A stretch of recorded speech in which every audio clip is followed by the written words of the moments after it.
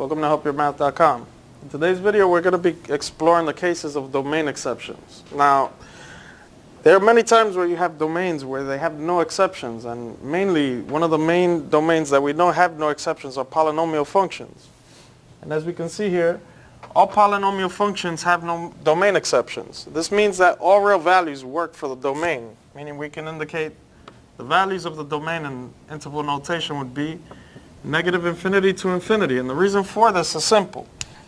If I plug any x value into the function of a polynomial, I get an exact y value. And until the case I get something that I'm inserting and I get an undefined value, the domain exception doesn't exist for all polynomial functions. So if I have a polynomial function or a linear function, I can insert all values of x into these and get a y response. And so for this reason, all polynomial functions have no domain issues, meaning their domain would be negative infinity to infinity. Here we have an example of that, right? And in this case, to explore the example, I'm going to substitute a few values in for x to show you guys that for every input that I have an exact output. So we'll start off with f of 4. And I'm picking 4 just as an arbitrary number because there's really, all numbers will work for this function since it's a linear equation. Even though you see a fraction, if the x isn't in the denominator in the fraction, we won't have the domain exception. And so if I insert 4 here, I get this, which is 12 minus 1/6. Now, this just becomes 11 and 5/6. Right? And this is an exact value. This is a real number. And we see here that the value of f of 4 is 11 and 5/6. This could also be written in a decimal format or even just like an improper fraction, which would give us 71/6 if you did the long work to solve it, right? Now, moving on, let's try a negative number to see if it works the same on the negative side for this. And f of negative 4 then would be 3 times negative 4. And this is then minus 1/6. And this becomes negative 12 minus 1/6, which is negative 12 and 1/6. Which, if we made this an improper fraction, would give us negative 73/6. We can even insert the 0 in here. We get 3 times 0 minus 1/6, which is 0 minus 1/6, which produces the value of just negative 1/6. So for each x value, I get a y value. And for this reason, the domain is all real numbers because each x creates some form of a y. And it's a unique value of y, and for that reason, the domain for all polynomial functions are all real numbers, which is negative infinity to positive infinity. All right? Well, now that we got that out of the way, this is all the formal knowledge you need to know before beginning your domain exceptions. We'll begin with our first case of a domain exception. And the first case is the rational function, which I like to notarize as the denominator of x in a function. This way we could identify with the piece of the denominator as a function separate to the actual function. And the way this works is pretty simple, right? And so in our first example, what we're going to do is we're going to take the problem f of x is equal to x plus 5 and x minus 7 in the denominator. And the way this works is, whatever the denominator is, we understand that in a rational expression, if you're dividing by 0, you get this undefined value. And for that reason, the denominator of x cannot equal 0. So to solve your domain issue, for any case where you have a rational expression, our first step is simply taking the denominator function, which is right here, x minus 7, and setting it not equal to 0. Once we do this, we just have to solve it to get our domain exception. So our first step is going to be to add 7 to both sides. When we add 7 to both sides, the left side 7's cancel. We're left with x cannot equal positive 7. Now to put this in interval notation for the domain, we say the domain of f of x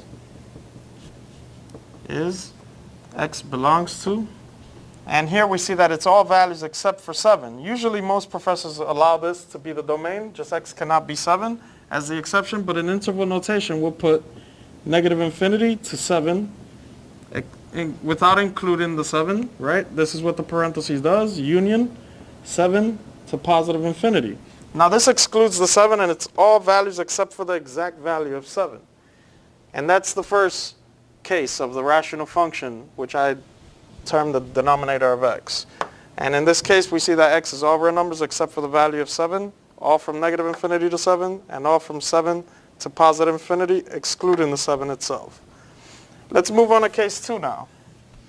Now in case 2, we're dealing with something a little bit different, right? Case 2, instead of being a rational expression, is going to be a radical one. And to see that, what we're going to use is, instead of the denominator of x, we're going to use the radical of x, right? Which is the square root case. Now, in this case, call this the radical functions.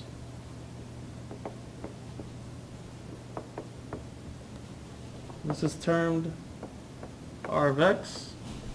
And here our example will show we're taking the square root of some function inside the square root. And in this case, the r of x function inside the square root must be greater or equal to 0. The reason for this is we can't take the square root of any negative numbers, right? And if we did try to take the square root of a negative number, what we get is an imaginary term which does not exist. And so our exception here excludes all the numbers that are outside of the range of when this square root is 0 or greater. And so we set the inside of the square root greater or equal to 0 to solve that value. So here's our example for this case. We have the r of t is equivalent to 9, take away the square root of t, take away 2. And in this case, we see we have our expression of our little r of t. And we see here we have our actual problem. 9 take away the square root of t minus 2. And here we know that our radical function is the inside of the square root, right? So we're going to say t minus 2 is greater or equal to 0 to solve our domain. And again, we do what we did in the last problem. We just solve our inequality here, and we're going to add 2 to both sides to do that. These 2's on the left cancel out, and we have t must be greater or equal to positive 2. And now to turn this into interval notation, we're observing what it says here. And it says all values including 2 to infinity are valid for input into this function. And in fact, all values that are greater or equal to 2 will produce a value of y for every time we insert it. So our domain for this function, this is the r of t. Domain of the r of t would be based on the t variable.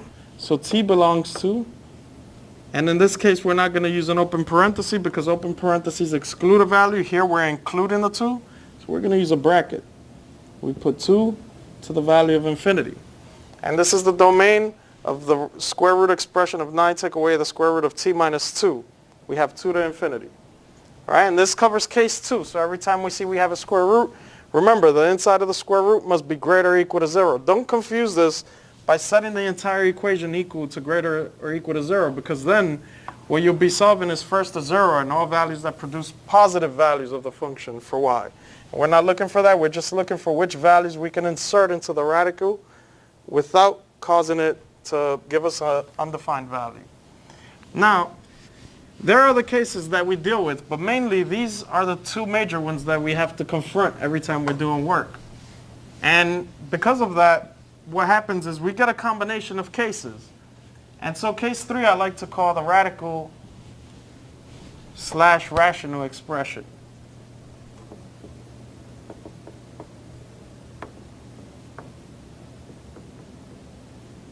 And this can happen in more than one way, right? So I'm going to show you guys 2 different ways in which it can happen. The first case, what we're going to deal with, is a basic one. It's the case where our function actually just has a square root in the denominator. And I like to coin this one as the function of drx, right? A denominator that has a radical in the denominator. And so in this case, very similar to the rational expression, we know that the denominator cannot equal 0, right? So we know our dr of x cannot be 0. And we also know that when we deal with square root functions, the inside function must be greater or equal to 0. And now if you're dealing with both of these cases and they both have to work with each other, and we know that this cannot be equal to 0, and this also must be greater or equal to 0, our result for these two combined will have the denominator then must be just simply greater than 0. If it can't be 0, but it has to be greater or equal to 0, then it just has to be greater than 0. So this is our exception case here for all values that will be part of the domain. And we'll exclude everything that's counter to this argument. And so now, let's take a look at one of these cases. And what we're going to do here is we're going to put a very basic problem, very similar to the one we did previously, simply because there's two things we have to worry about here. Now we know that when something cannot be 0 and must be greater than or equal to 0, it's just simply greater than 0. And so here we're just taking the inside of the denominator of the radical function and we're just setting it greater than 0. And again, we just go on to solve this problem. We take the x minus 7, this inequality, and we solve to get the domain. We add 7 to both sides. These 7s will cancel, and we get x being greater than 7. Now that we have our rule for what domain values actually work for the function, the rest are the exceptions. We say the domain of this function is x belongs to all values that are greater than 7, right? Now if we think about that, that means 7 is not included. So we have to use a parenthesis to exclude the 7 and take this all the way to infinity. And we know it's going to positive infinity because of the direction, right? And that covers the radical rational function part 1. In the second case, it's a bit more complicated when we have two components that we have to deal with. And namely, the difficulty in this problem is going to exceed a little bit of the expectation, as you might imagine this might be. And the reason for it is, whenever we have a radicand expression in the numerator, and we have a denominator expression in the denominator, what do we do in this case, right? So, in this case here, what we'll do is, we'll make the numbers a little bit more interesting. In this case, we'll say the radicand function must be greater than 0. Greater or equal, and the denominator function cannot equal 0. And if these two contradict each other in any way, we're going to have to compile the domain of both of these collectively. And what I'm going to do to illustrate that is I'm going to draw a number line of x where we see what they have in common and what we'll take with us, because I feel like it's the easiest way to understand it analytically and visually. So we'll give that a go. And here now we'll have the function of x being the square root of 5 minus x over, we'll make this a positive 2 here. Alright, so let's see if we can follow the rules real quick. Now we know for our exceptions here, we know that the square root must be greater or equal to 0, while the denominator cannot equal 0. So let's put both of those rules down. We have 5 minus x must be greater or equal to 0, and the denominator of x plus 2 cannot equal 0. So now let's start with the left one, and we'll take the 5, take away x greater or equal to 0. And we're going to subtract 5 to both sides. These will cancel. We have negative x is greater or equal to negative 5. And a cool trick I like to do when I see something like this is whenever I change all the signs of the functions of the problem, I also change the sign or the direction of the arrows. This way, when we have a positive x, we know it would be less than or equal to a positive 5. Now many people don't like to do this, so I'll show the division method. Whenever you divide both sides by a negative term, arrows will change directions, right? So this is going to go from the right to the left. This becomes a positive x, and this becomes a positive 5. And so the first domain we have is x is less than or equal to positive 5. In the second case, we have x plus 2 cannot equal 0, which we subtract 2 to both sides to solve. The 2's cancel on the left. We have x cannot equal negative 2. And so we see there's a bit of a contradiction here, because all values less than 5 includes negative 2. And so what we're going to do here is we're going to first graph x is less than or equal to 5. And what we have here then is the number line going to negative and positive infinity. And the first stop we have is in the middle for 0. Then we have this value of 5, which has a solid dot. And the reason why it has a solid dot is because it's included. So I'm going to put the bracket for its inclusion for 5, right? The second value we have is negative 2, which is on the counterpoint over here. So here we have the minus 2. And it has all values except for minus 2. So this is actually going to take an open dot. Now, the 5 goes from 5 to negative infinity, so we're going to bracket that in. And the 2 goes for everything except 2, which takes 2 parentheses at its ends. Now, to compile this domain then for this function, once you do this visual, it makes it very simple. So the domain of f of x is then, you take the values you see, and we see that the domain of x belongs to, and this is what the e means, this little e with the little pitchfork sideways, that means belongs to. And we take the negative infinity with its parenthesis. We put the comma, and we're going to add the negative 2 in a parenthesis on this side and this side. And we're going to unite this with the other side of this. So it goes from negative 2 to positive 5 with a closed bracket. And that's the domain of the radical rational function, part 2 of it, right? So that's kind of case 3 and 4 combined together. Thank you.